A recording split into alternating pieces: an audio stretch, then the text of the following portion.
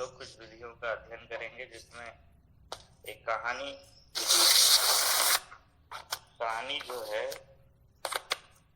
सभी लोगों ने सुनी होगी किसी न किसी रूप से। हमारी भारतीय संस्कृति में कहानी कहने का प्रचलन है और ये निर्बाध रूप से अभी भी चल रहा है।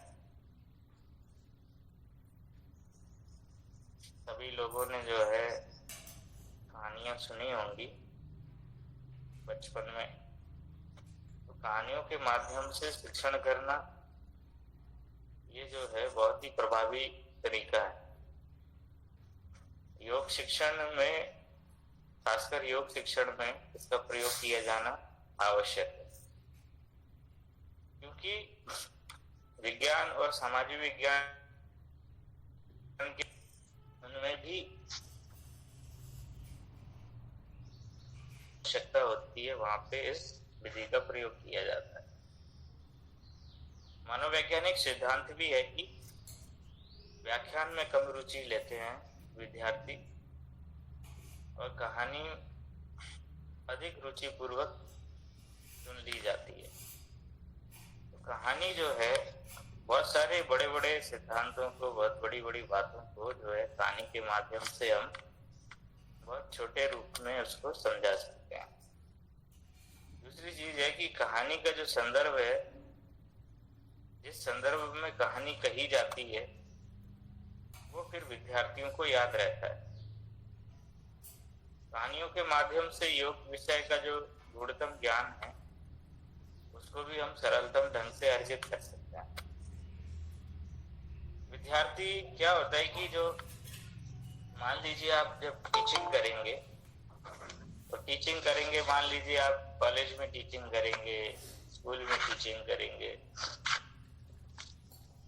या कहीं भी आप टीचर बनेंगे, तो खासकर जो प्राइमरी और मिडिल 10th तक के जो बच्चे होते हैं उनको कहानियों के माध्यम से ही चीजें सिखाई जाती है। जैसे यम नियम है, तो यम नियम को सिखाने का क्या तरीका है? मान लीजिए अगर आपके सिलेबस में या क्वेश्चन पेपर में एक सवाल आ जाता है कि यम नियमों के शिक्षण में किस विधि का प्रयोग किया जाता है, विस्तार पूर्वक वर्णन कर। अब ये जब आ जाता है तो यम नियम को सिखाने के लिए क्या जरूरत है? यम नियम को सिखाने के लिए कहानी ही एक अच्छा माध्यम है, क्योंकि कहानी के माध्यम से आप अपनी बातें यम नियमों के विस्तार से कह सकते हैं। जैसे यम है, 5 यम है, 5 नियम है, अहिंसा, सत्य, अस्तेय, ब्रह्मचर्य, अपरिग्रह, शौच, संतोष, तप, स्वाध्याय, ईश्वर प्रणिधान, ये हमारे यम नियम। और यम नियमों को सिखाने के लिए कहानियों का प्रयोग किया जाता है। अब जितने भी विद्यार्थी आज का जो व्याख्यान सुन रहे हैं, वो कम से कम उनको क्या करना चाहिए? उनको ये करना चाहिए कि कम से कम जो है वो लोग 5-5 कहानियां उनको याद होनी चाहिए यम के ऊपर, 5 नियम के ऊपर। मान लीजिए अगर एक यम है अहिंसा है, तो अहिंसा के ऊपर 5 कहानियां आपको याद होनी चाहिए। 5 कहानियां ऐसी याद होनी चाहिए जो समय के आधार पर आप उसको कह सकें। कुछ कहानी ऐसी होनी चाहिए कि जो 5 मिनट में खत्म हो जाए, कुछ जो 2 मिनट में ही खत्म हो जाए, कुछ कथानक ऐसे होने चाहिए जो 1 मिनट में ही समाप्त हो जाए। लेकिन हिंसा और अहिंसा को स्पष्ट करने वाली कहानी उसमें होनी चाहिए। मान लीजिए सत्य के ऊपर आपको कुछ सुनाना है, तो सत्य की छोटी छोटी जो घटनाएं हैं, प्रेरक घटनाएं हैं, वो आपको कम से कम 5 याद होनी चाहिए। अस्तेय है, ब्रह्मचर्य है, अपरिग्रह है, इन सबके ऊपर अगर आपको कहानी याद होंगी तो यम नियमों के ऊपर अगर 25 पंचे 125 के करीब कहानियां आपको याद होंगी तो आप यम नियमों का शिक्षण कहानियों के माध्यम से आसानी से कर सकते हैं। तो इसीलिए इन कहानियों को संचित करते रहिए। जरूरी नहीं है कि ये पौराणिक कहानियां हो, ये आसपास के वातावरण में, आसपास के लोगों में भी ये कहानियां घटित होती हैं। आपकी ईमानदारी के उदाहरण आपके घर परिवार में भी मिल सकते हैं। हिंसा अहिंसा के उदाहरण आपके आसपास भी मिल सकते हैं। चोरी नहीं करने के उदाहरण भी आपके आसपास मिल सकते हैं।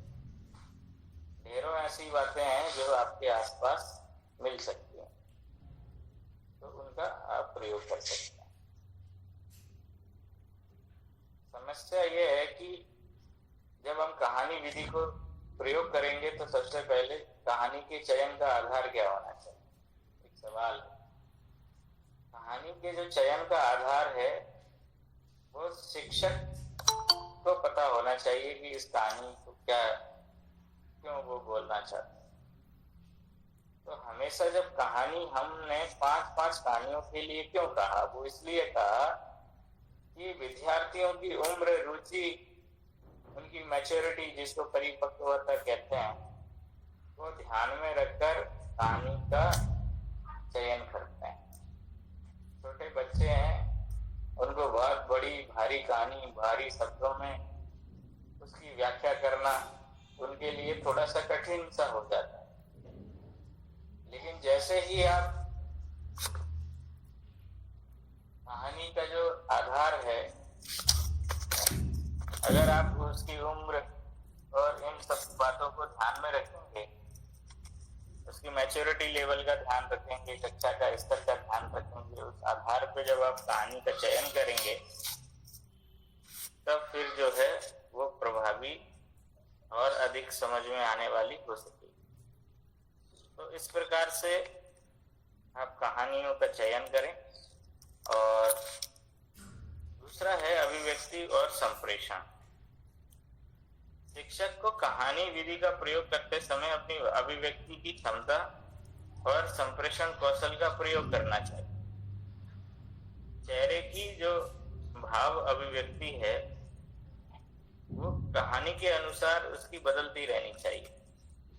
ऐसा ना हो कि आप कहना कुछ चाहें और समझ में कुछ आ रहा है।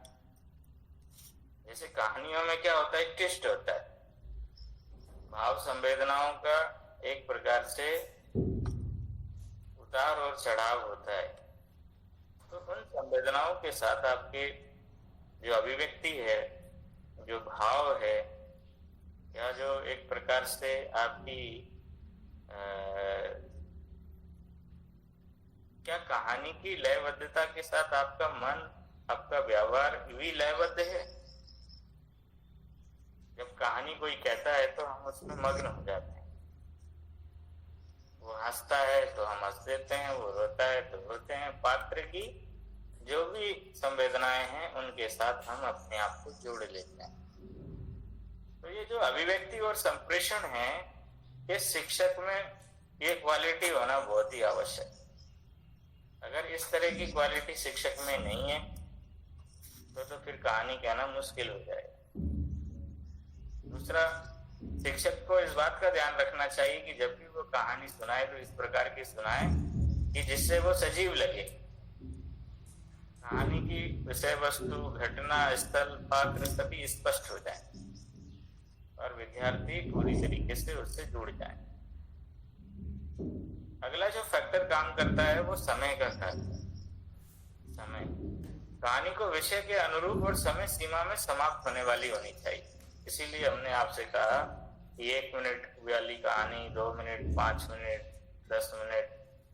10 मिनट तो बहुत ज्यादा हो जाता, तो 5 मिनट से ज्यादा नहीं होना चाहिए कोई भी कहानी। उसका जो मैसेज है वो स्पष्ट होना चाहिए। आप संदर्भ लेके कहानी सुना रहे हैं लेकिन उसका मीनिंग ही कुछ निकल रहा है, तो आपका जो कहना है और आपका जो संदर्भ है और जो आपकी कहानी है वो दोनों अलग हो जाएंगी, तो फिर जो आप मैसेज पास ऑन करना चाहते हैं वो भी प्रॉपर नहीं हो पाएगा। दूसरा है विद्यार्थियों का जुड़ाव। कहानी कहते समय विद्यार्थी को बीच बीच में पात्रों से या जो प्रश्न उठ रहे हैं उनसे संबंधित प्रश्न पूछते रहना चाहिए, जिससे विद्यार्थियों का इन्वॉल्वमेंट कहानी में बना रहे। अब कहानी के कुछ गुण हैं, जैसे कहानी के गुण क्या है? कहानी विधि जो है वो सबसे महत्वपूर्ण विशेषता यह है कि सभी विद्यार्थी इसमें रुचि लेते हैं। कहानी विधि के माध्यम से सीखे गए विषय विद्यार्थियों को लंबे समय तक याद रहे। कहानी का जो विषय है और उससे जो जुड़े पात्र हैं, घटनाएं हैं, संदेश हैं, वो विद्यार्थी के मन मस्तिष्क पर हमेशा अमिट छाप छोड़ जाते हैं। क्या होता है कि विद्यार्थियों में बहुत सी बातें ऐसी होती है जैसे नैतिक और जीवन में मूल, साहस, आत्मविश्वास, ऐसे गुणों का सहज ही विकास होने लगता है। जब आप आत्मविश्वास से भरी कहानियां सुनाएंगे, जब साहस से भरी कहानियां सुनाएंगे, जब लक्ष्य प्राप्ति करने वाली कहानियां सुनाएंगे, जुझारूपन जिन्होंने जिंदगी में अपने लक्ष्य को प्राप्त करने के लिए जिन्होंने अपना खून पसीना एक कर दिया, मेहनत कश लोग, जमीन से जुड़े लोगों की कहानी, अर्थ से फर्श की कहानी या फर्श से अर्थ की कहानियां जब आप सुनाते हैं तो एक मोटिवेशन उनको मिलता है। कहानी के माध्यम से विद्यार्थियों की कल्पनाशीलता, निर्णय शक्ति, सृजनात्मकता का विकास होता है। विद्यार्थी जो है एक प्रकार से अपनी अभिव्यक्ति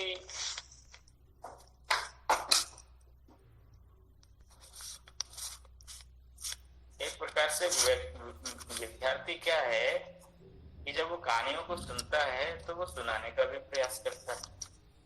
जब वो कहानी सुनता है तो घर में जाके कहता है कि आज हमारे सर ने ये कहानी सुनाई, तो उससे उसका संप्रेषण कौशल भी उसका विकसित होता है, वो भी कहानियां कहने के लिए तैयार होता है। लेकिन दोष कुछ ऐसे हैं, इसके कुछ दोष हैं, जैसे हर विधि में कोई ना कोई दोष होता है, तो इस प्रकार इसमें भी दोष है।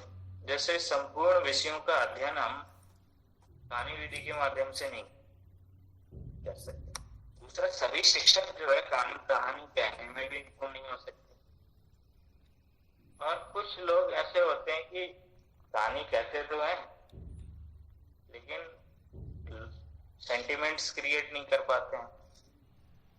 उनकी जो भाव अभिव्यक्ति होती है, ऐसा लगता है कि टेप रिकॉर्डर चल रहा होता है, बच्चों के भाव और विचारों से नहीं जुड़ पाते हैं। कभी कभी कहानी का जो समय होता है वो दीर्घकालीन होने के कारण, लंबे समय होने के कारण विद्यार्थी जो है ऊब जाते हैं, तो कहानी जो है वो प्रभावहीन हो जाती है। तो इसलिए कहानी उतनी ही कही जानी चाहिए जितना का उसका मैसेज देना। जीवन के पात्र बहुत बड़े होते हैं, कहानियां लंबी होती हैं। अगर किसी के जीवन के चरित्र का हम अगर यहाँ उल्लेख करने लग जाए तो पूरे टाइम निकल जाएगा। लेकिन कौन सा ऐसा पार्ट है जिसका हम शिक्षा दे रहे हैं और वो शिक्षा जो है उसको दी जा रही है, तो उसका जो उद्देश्य है वो कम समय में ही उस कहानी के माध्यम से प्रेषित होता है। इस बात का हमको ध्यान में रखना चाहिए। तो ये कहानी विधि आपकी हो गई। दूसरी एक असाइनमेंट मेथड है, असाइनमेंट। और असाइनमेंट मेथड जो है वो एक ऐसी मेथड है जिसमें हम क्या करते हैं कि कोई भी जो सैद्धांतिक पक्ष है और थ्योरेटिकल पक्ष है, सैद्धांतिक और थ्योरेटिकल दोनों का हम क्या कर सकते हैं, एक साथ प्रयोग करते हैं। हम उस विधि को, खासकर जो हमारा योग है वो इस विधि को ज्यादा इम्पोर्टेंट मानता है जिसमें थ्योरेटिकल और प्रैक्टिकल दोनों हो सके। और असाइनमेंट मेथड भी कुछ इस तरह की है कि दोनों कार्य इसमें एक साथ होते हैं, इसीलिए इसको असाइनमेंट मेथड कहा जाता है। असाइनमेंट मेथड में क्या होता है कि हम पूरे पाठ्यक्रम को क्या करते हैं कि कुछ कुछ चीजों को जो है छोटे छोटे पार्ट्स में डिवाइड कर देते हैं, और छोटे छोटे पार्ट्स में डिवाइड कर देते हैं और बच्चों को ये कहते हैं कि इस विषय पर आप असाइनमेंट बना के लाइए। तो असाइनमेंट जब वो विद्यार्थी बनाता है तो विद्यार्थी असाइनमेंट बनाने के लिए पढ़ता है, इसके बाद जो है उसको लिखता है। तो विद्यार्थी का एक प्रकार से मार्गदर्शन हो जाता है, और जब तक विद्यार्थी असाइनमेंट पूरा नहीं करता तब तक वो जो है कंप्लीट वर्क नहीं माना जाता। क्या होता है कि टीचर समय समय पर असाइनमेंट विद्यार्थियों को देता रहता है और उससे संबंधित निर्देश भी विद्यार्थियों को देता है। कभी कभी क्या होता है कि विद्यार्थी आवश्यकता पड़ने पर टीचर से एक प्रकार से इंटरेक्शन भी कर सकते हैं, उससे जुड़े हुए सवाल भी पूछ सकते हैं। कभी कभी क्या होता है कि एक तो ये होता है कि जब हम असाइनमेंट बनाते हैं तो उसके दो पक्ष होते हैं, एक तो तैयारी संबंधी पक्ष और एक अभ्यास संबंधी पक्ष। तैयारी संबंधी पक्ष क्या होता है कि ये एक प्रकार से सैद्धांतिक पक्ष होता है।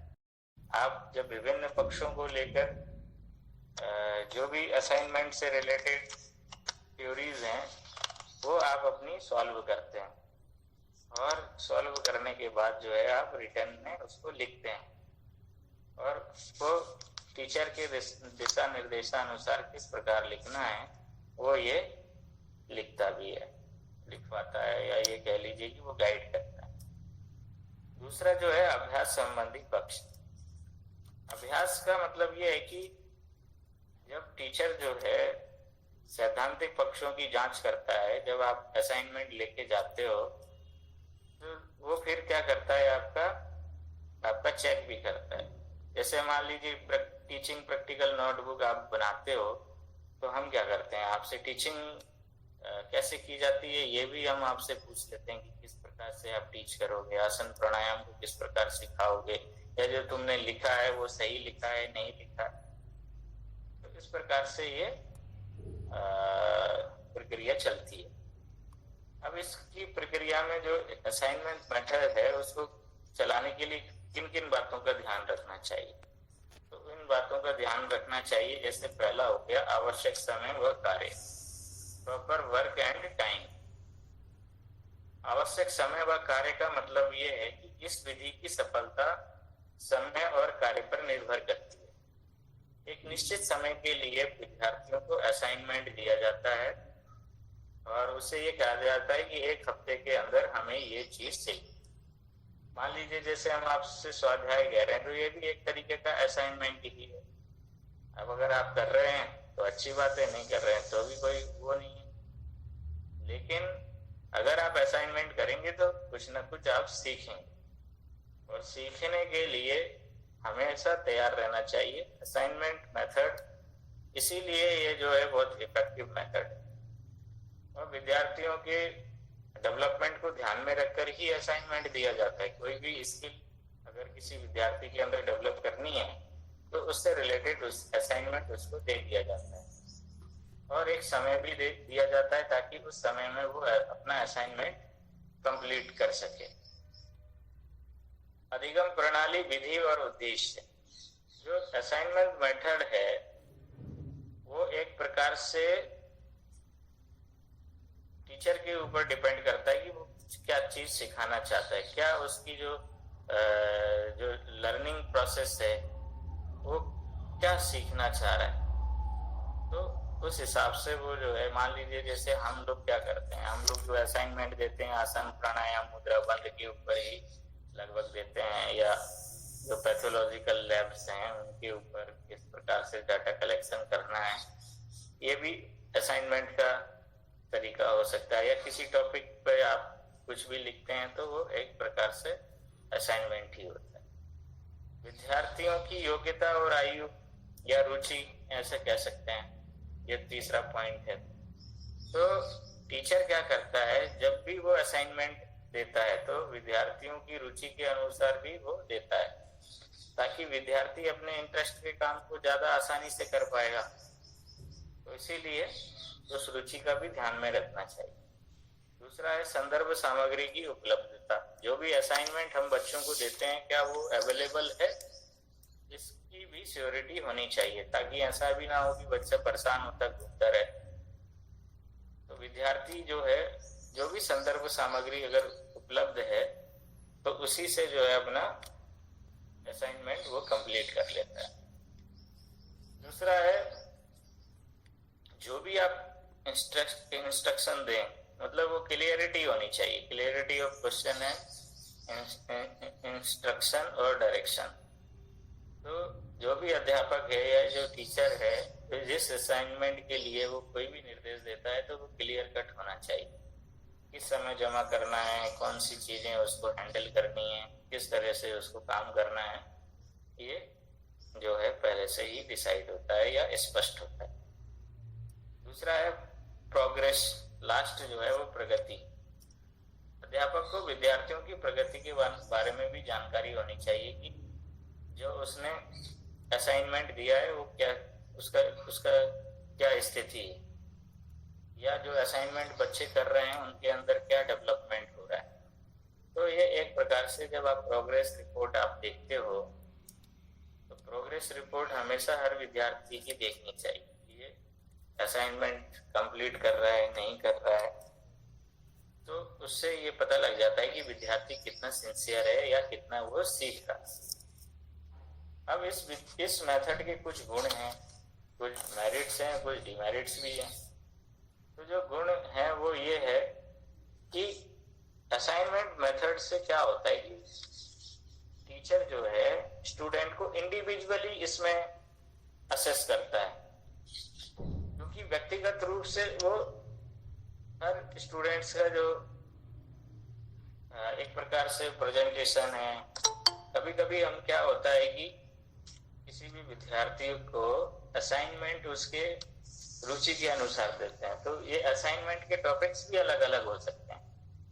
जैसे मान लीजिए हमने आसन कह दिया कि आसन पे 5 आसन, 2 प्राणायाम, 3 षटकर्म पे आप असाइनमेंट लिख के लाइए। तो उन आसन वो प्राणायाम हो सकता है कि आप अपने हिसाब से उनको चुने। एक ही आसन, एक ही प्राणायाम अगर कॉपी हो जाएगा तो फिर तुमको सीखने में कोई भी सीखना नहीं हो पाएगा उसमें। तो इसीलिए हम क्या कर सकता है, टीचर व्यक्तिगत रूप से उस विद्यार्थी पे ध्यान दे सकता है। और ये विधि एक प्रकार से करके सीखने पर आधारित है, क्योंकि इसमें वो लिखता भी है, सब कुछ करता है, रेफरेंस ढूंढता है, किताबों को खंगालता है, तब जाके वो लिखता है। तो ये एक प्रकार से करके सीखने वाली विधि है। असाइनमेंट देते समय विद्यार्थियों की योग्यता और रुचियों का भी ध्यान में रखा जाता है, ये सबसे बड़ा इसका गुण है। दूसरा, इस विधि से क्या होता है, विद्यार्थियों में स्वाध्याय की प्रवृत्ति का विकास होता है। दूसरा, वो रेफरेंस खोजने के लिए किताबों को पढ़ता भी है, अध्ययन के लिए एक तरीके से अध्ययन के लिए उनको मोटिवेशन मिलता है। इस विधि में क्या होता है कि विद्यार्थी इन्वॉल्व हो जाता है और अनुशासन में रहता है। दूसरा, विद्यार्थी को जब असाइनमेंट दिए जाते हैं तो उसमें एक प्रकार से उत्तरदायित्व की भावना का विकास होता है, क्योंकि उसको ये लगा रहता है कि असाइनमेंट सबमिट करना है, असाइनमेंट सबमिट करना है। तो एक प्रकार से उसकी ये नैतिक जिम्मेदारी बन जाती है और ये इसका गुण उसमें विकसित हो जाता है। और क्या होता है कि अध्यापक के मार्गदर्शन में ही ये करता है। तो जो भी अध्यापक है वो समय समय पर विद्यार्थियों की समस्याओं का समाधान करता रहता है। तो इस प्रकार से टीचर का भी प्रत्यक्ष मार्गदर्शन मिल जाता है। दूसरा, इस विधि के द्वारा जो है विद्यार्थियों की ज्ञानशीलता का विकास होता है। दूसरा, साइंटिफिक एटीट्यूड डेवलप होता है और एक प्रकार से सिद्धांत और व्यावहारिक रूप से ये सामंजस्य इसमें बिठा दिया जाता है। दूसरा, असाइनमेंट मेथड्स के कुछ दोष भी हैं। इस विधि से कार्य करने में ज्यादा समय लगता है। स्वाभाविक रूप से जब आप किसी भी टॉपिक पे लिखेंगे तो इसमें टाइम लगेगा। पाठ्यक्रम के संपूर्ण प्रकरणों को इस विधि के द्वारा नहीं पढ़ाया जा सकता। संपूर्ण चीजें जो है असाइनमेंट मेथड से कंप्लीट नहीं की जा सकती है, ये इसका डिमेरिट। और सभी विद्यार्थी क्या होते हैं, असाइनमेंट में इंटरेस्ट नहीं लेते हैं, वो अपना बोझ समझते हैं। और कुछ स्टूडेंट्स ऐसे होते हैं जो कार्य करने में अक्षम होते हैं, तो उनके लिए ये भी एक प्रकार से इसका अवगुण है। दूसरा ये है कि विद्यार्थी स्वयं कार्य न करके क्या होता है कि जो किसी के दूसरे के द्वारा किए गए कार्य की नकल कर लेता है, वो खुद से उनको तैयार नहीं करता है। जैसे मान लो पहले पिछली क्लास के कुछ असाइनमेंट पड़े होंगे तो उन्हीं की कॉपी करके और वो पेस्ट कर देता है, तो इससे क्या होता है कि उसको नया सीखने के लिए नहीं मिलता। इस विधि में अध्यापकों पर एक प्रकार से अतिरिक्त कार्यभार आ जाता है और टीचर भी इसमें एंगेज हो जाते हैं। दूसरा है, इस विधि में जो इस विधि से सीखने में समय अधिक लगता है, तो ये इसके कुछ डिमेरिट्स थे। तो इस प्रकार से ये जो असाइनमेंट मेथड्स है, ये जो है ये आपकी कंप्लीट हुई। दूसरा एक जो मेथड है वो भी इसी के जैसी एक मेथड है जिसको हम परियोजना मेथड कहते हैं, प्रोजेक्ट मेथड कहते हैं। असाइनमेंट मेथड से थोड़ी सी ये बड़ी, खासकर ये हायर एजुकेशन में इसका प्रयोग किया जाता है। छोटे बच्चे भी जो है 10-12 के बच्चे भी प्रोजेक्ट करते हैं, लेकिन ग्रेजुएशन और मास्टर डिग्री में प्रोजेक्ट एक प्रकार से मास्टर डिग्री में जैसे प्रोजेक्ट है या डिप्लोमा में, तो डिप्लोमा की एक किल पैट्रिक हुए हैं, उन्होंने प्रोजेक्ट मेथड की एक प्रकार से प्रोजेक्ट मेथड को परिभाषित करते हुए कहा है कि प्रोजेक्ट या परियोजना वह एक उद्देश्यपूर्ण कार्य है जो सामाजिक वातावरण में पूर्ण संलग्नता के साथ किया जाता है।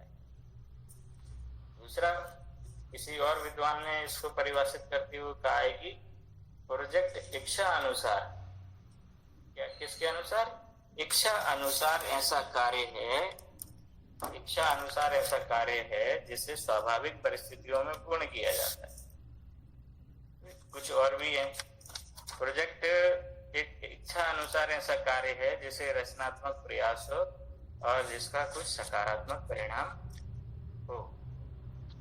कुछ और लोगों ने भी इसकी परिभाषा की दी है।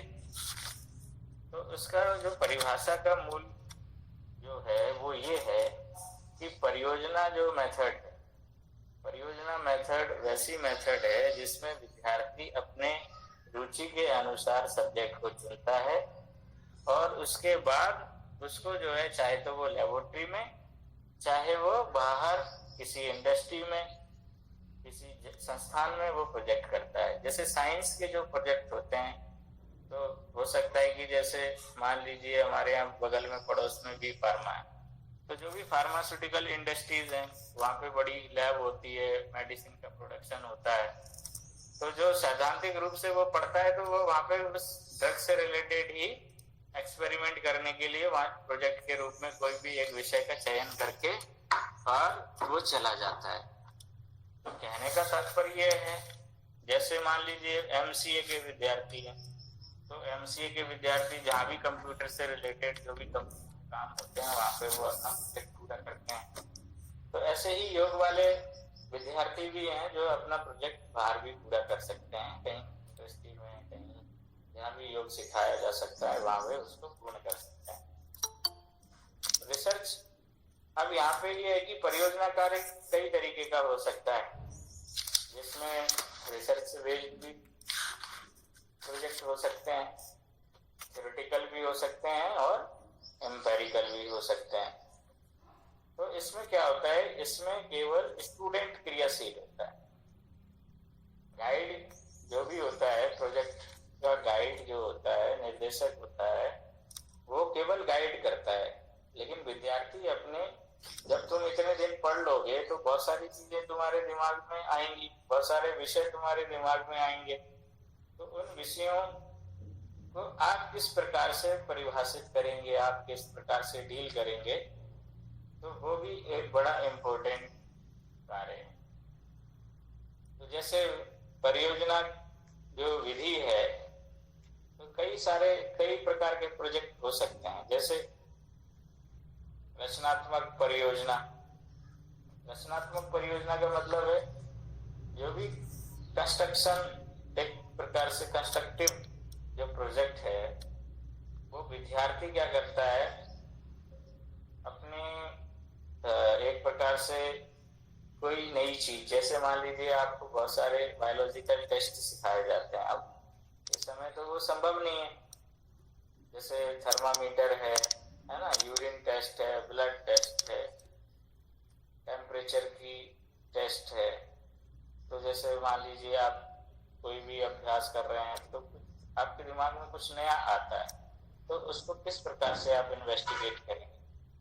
तो इस तरह से जो रचनात्मक जो सवाल हैं, उनका उत्तर पाने के लिए आप उसको उपकरणों की सहायता से, है ना, या कोई नई टूल्स आप डिजाइन कर देते हैं। कि बहुत सारी, जैसे क्या होती है कि नई चीज जब हम इनोवेट करते हैं, तो उसको रचनात्मक प्रोजेक्ट कहा जाता है। जब कोई हम नया सिद्धांत देते हैं या कोई हम किसी समस्या का कोई सॉल्यूशन देते हैं, तो वो एक प्रकार से कंस्ट्रक्टिव प्रोजेक्ट कहा जाता है। कभी कभी क्या होता है कि कलेक्शन भी होता है, जैसे संग्रहात्मक। तो हम बहुत सारी इस परियोजना में क्या करते हैं कि जो भी हमारे विषय से संबंधित चीजें हैं, उनका हम संग्रह कर लेते हैं। मान लीजिए जैसे योग की जो मैन्युस्क्रिप्ट्स हैं, तो बहुत सारे ग्रंथालयों में योग की मैन्युस्क्रिप्ट्स भरी पड़ी हुई हैं, तो उनका भी आप संग्रह कर सकते हैं। कहीं अगर किसी के पास मैन्युस्क्रिप्ट्स हो, तो आप उनका संग्रह कर सकते हैं, है ना। कोई सिद्धांत है, कोई थ्योरेटिकल पार्ट है, उसका भी आप संग्रह कर सकते हैं। जैसे साइंस में बहुत सारी चीजें होती हैं, तो वो अपना उसको कलेक्ट करते रहते हैं, डेटा को कलेक्ट करते रहते हैं। एक होता है इंफॉर्मेशन प्रोजेक्ट। इंफॉर्मेशन प्रोजेक्ट का मतलब है कि आप सूचना एकत्रित करना चाहते हैं। मान लीजिए जैसे हरिद्वार में कितने लोग योग का अभ्यास करते हैं, तो उसको सूचना एकत्रित करने के लिए आपको विभिन्न स्रोतों का एक प्रकार से अध्ययन करना पड़ेगा, या ये कहिए कि विभिन्न स्रोतों से ज्ञान प्राप्त करना पड़ेगा, या इसके ऊपर आपको एक स्टडी कंडक्ट करनी पड़ेगी, एक सर्वे करना पड़ेगा कि कितने लोग योग का अभ्यास कर रहे हैं। तो कुछ लोग ये कहते हैं कि कुछ विद्वानों ने परियोजना को दो प्रकार में बांटा है, जैसे व्यक्तिगत परियोजना और सामाजिक परियोजना। व्यक्तिगत परियोजना में क्या होता है कि इसमें क्या होता है कि विद्यार्थी अपने तरीके से परियोजना को पूरा करता है, और इस विधि में उससे क्या होता है कि उसका खुद का विकास हो जाता है, लेकिन उसमें सोशल डेवलपमेंट नहीं हो पाता, उसके सामाजिक गुणों का विकास। दूसरा एक होता ही है सोशल प्रोजेक्ट। इसमें क्या होता है कि जो भी कक्षा के विद्यार्थी हैं, वो सभी सामूहिक रूप से परियोजना को पूरा करते हैं। सारे विद्यार्थी मिलकर कोई एक प्रोजेक्ट ले लेते हैं। इससे विद्यार्थी में क्या होता है, सामाजिक भावना का विकास होता है। मान लीजिए हमने आपको कहा कि आप जाइए और एक योग शिविर लगा के आइए, तो आपने मिलके अगर योग शिविर लगाया, तो एक तरीके से सोशल डेवलपमेंट वाली आपकी सामाजिक भावना का एक प्रकार से विकास होता है। दूसरा ये है कि इसके स्टेप क्या होने चाहिए परियोजना विधि के। तो स्टेप ये होना चाहिए, सबसे पहले जो है विषय का चयन होना चाहिए। तो सुटेबल टाइटल होगा, सुटेबल आपको ये पूरा, और टाइटल का मतलब है कि उसका शीर्षक क्या है। मान लीजिए जैसे आपका एक शीर्षक है कि डायबिटीज जो रोगी है या मधुमेह रोग के प्रबंधन में योग की भूमिका। अब फिर क्या होगा कि आपको पता है अब इसके ऑब्जेक्टिव्स क्या हैं कि डायबिटीज का प्रबंधन करना, टाइप 1 टाइप 2 डायबिटीज का। अब उसमें आपको ये देखना पड़ेगा कि जो भी आप जिन जिन चीजों पे आप अध्ययन करना चाहोगे उनकी एज ग्रुप क्या होनी चाहिए, महिला होनी चाहिए, पुरुष होनी चाहिए, कितने व्यक्तियों पे आप अध्ययन करना चाहेंगे। मान लीजिए आपने 100 डायबिटीज के पेशेंट पे आप अध्ययन करना चाहते हैं, तो फिर आपको 100 डायबिटीज के पेशेंट मिलेंगे कहाँ? 2-4 डायबिटीज के पेशेंट तो मिल जाएंगे, लेकिन 100 डायबिटीज के पेशेंट कहाँ मिलेंगे? तो ये सब बातें जो है ध्यान में रखते हुए ही हम जो है अपने विषय का चुनाव कर सकते हैं। ऐसा नहीं है कि हम चांद पे जाने का, चांद पे जाके योग करेंगे। ये हमने प्रोजेक्ट ले लिया, इस प्रोजेक्ट को तो पूरा करने में जो है खाली मतलब मन से ही पूरा हो सकता है, वैसे तो पूरा हो नहीं सकता। तो इस प्रकार जो है हम क्या करते हैं कि अब अपने जो समस्या है, समस्या का समाधान करने के लिए प्रस्ताव जो है हम अपने टीचर के पास रखते हैं। और टीचर, अब क्या होता है कि टीचर उसको चयन करे ना करे। तो जैसे मान लीजिए हम कोई प्रोजेक्ट रखते हैं या हम कोई प्रपोजल देते हैं, तो प्रोजेक्ट का एक प्रपोजल बनता है। प्रपोजल पास हो ना हो, या टीचर क्या करता है फिर उस प्रोजेक्ट में जो भी फिजिबिलिटी है या जो किया जा सकता है, जिसके उद्देश्य क्लियर हो, जिसका टाइटल स्पष्ट हो, उन प्रोजेक्ट्स को क्या करता है टीचर, उनको पास कर देता है और कहता है कि इसको आप कर सकते हैं। या कोई मॉडिफिकेशन करने की आवश्यकता है तो उसको मॉडिफिकेशन करने के लिए भी विद्यार्थी को वो वापस दे सकता है। अब परियोजना के जो गुण और दोष हैं उनके आधार पर उसका चयन होता है। इसके बाद क्या होता है, फिर प्लानिंग होती है कि जो भी हमारा मान लीजिए प्रोजेक्ट पास हो गया तो उसको विद्यार्थियों को क्या करना होता है, टीचर के साथ मिलकर उसकी प्लानिंग करनी होती है कि उसको करेंगे कैसे कैसे कैसे किया जाएगा, इसकी मेथोडोलॉजी, ये सब जो है उसमें लिखी होती है। लेकिन सभी जो मान लीजिए सामूहिक रूप से प्रोजेक्ट कर रहे हैं तो फिर अपने अपने कार्य बांट के उनको पूरा कर लेते हैं। फिर क्या करते हैं कि जो भी प्लान हमने बनाया उसको एग्जीक्यूट करते हैं। परियोजना में जो जो चीजें करनी है फिर उसका हम क्या करते हैं, जैसे मान लीजिए कुछ विद्यार्थी उसका रिटर्न मटेरियल तैयार कर रहे हैं, उसके रेफरेंस खोज रहे हैं और उसकी बहुत सारी चीजें इकट्ठा कर रहे हैं। और कुछ विद्यार्थी ऐसे हैं जो डेटा कलेक्शन कर रहे हैं, जो फील्ड में जा रहे हैं। कुछ विद्यार्थी हैं जो योग की प्रक्रियाएं सिखा रहे हैं। कुछ विद्यार्थी ऐसे हैं जो डेमोन्स्ट्रेट कर रहे हैं और कुछ विद्यार्थी उसको करेक्ट करा रहे हैं। तो सबका अपना अपना रोल हो सकता है कि जिस काम में जिसकी जो रुचि हो उस काम में वो लगा रह सकता है। तो कहने का तात्पर्य ये है कि फिर जो एग्जीक्यूट जब हो जाता है तो फिर उसका मूल्यांकन किया जाता है कि जो भी हमने प्रोजेक्ट किया है वो प्रोजेक्ट जब आप सबमिट कर देंगे लिख के, तो फिर टीचर क्या करेगा, उसका मूल्यांकन करेगा और जो भी उसमें कमी रह गई है या कुछ वो रह गई है उसको पूरा करने के लिए करेगा।